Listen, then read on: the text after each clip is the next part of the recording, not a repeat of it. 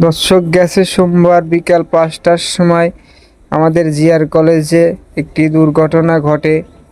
তো টাঙ্গাইল থেকে এক বান্ধবী যাইতে হয়েছিল বগুড়ায়, বগুড়া থেকে তার বান্ধবীর সাথে দেখা করে আবার টাঙ্গাইল যাওয়ার সময় আমাদের জিআর কলেজে পাশে ফরিদপুর গ্রাম চর ফরিদপুর শাহিন আলমের স্ত্রী তখন জিআর কলেজ দিয়ে রাস্তা পার হওয়ার সময় মোটর সাইকেলের সাথে ধাক্কা লেগে অ্যাক্সিডেন্ট করেন।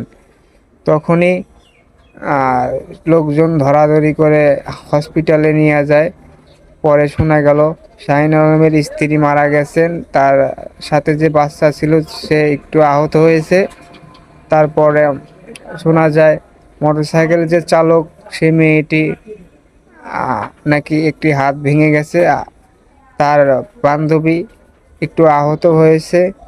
তো এই যে দেখুন মোটরসাইকেলটি, তো দর্শক দেখুন এই সেই মোটরসাইকেল, এই মোটরসাইকেলটির অ্যাক্সিডেন্ট হয়েছে। তো দেখুন কিভাবে ভাঙচুর হয়েছে। তো দর্শক এক ভাই ঘুরকা থেকে যাওয়ার সময় দুর্ঘটনা দেখে এগিয়ে আসে। তো আমাদের ইউসুফ ডাক্তারের দোকানে সে এখন আইছে, তার সাথে এখন কথা বলবো। তো ভাই কি বলে শুনুন।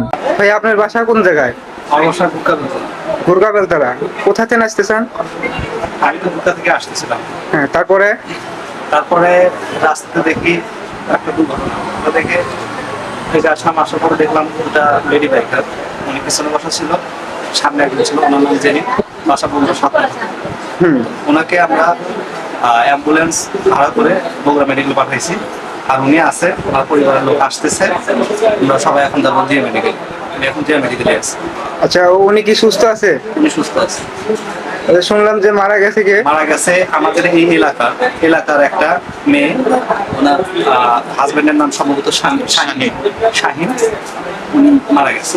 ওনার বাড়ি ফরিদপুর। হ্যাঁ, ফরিদপুরের মেয়ে মারা গেছে। আর একটা বাচ্চা ছিল, বাচ্চাটা শুধু কপালটা কেটে গেছে, কিন্তু বাচ্চাটা সুস্থ আছে। আচ্ছা মমিন, তুমি কি কি জানো এই বিষয়ে? এই বিষয়ে আমি শুধু এতটুকু জানি যে আমার গাড়িতে তুলছি, তোলার পর তোমার গাড়ি কোন থেকে তুলছিলা? আমি জিয়া কলেজ থেকে জিআর কলেজ থেকে তোলার পরে হাসপাতালে নেওয়া হয়েছে। ওই জায়গা থেকে আবার ব্যাগ নিয়ে আসে। এখানে ব্যাগ নিয়ে আসা হয়েছে। একজন সাথে বগুড়া নিয়ে গেছে, আর আমরা দুইজন গাড়িতে ছিলাম। তাহলে মারা গেছে ফরিদপুরের একটা মহিলা। হ্যাঁ, মারা গেছে একজন হয়তো। তাহলে জিআর কলেজের মাথায় অ্যাক্সিডেন্ট হয়েছে। এটা কখন হয়েছে? এরা প্রায় 5টার দিক। বিকেল 5টা? হ্যাঁ, বিকেল। আজকে? হ্যাঁ।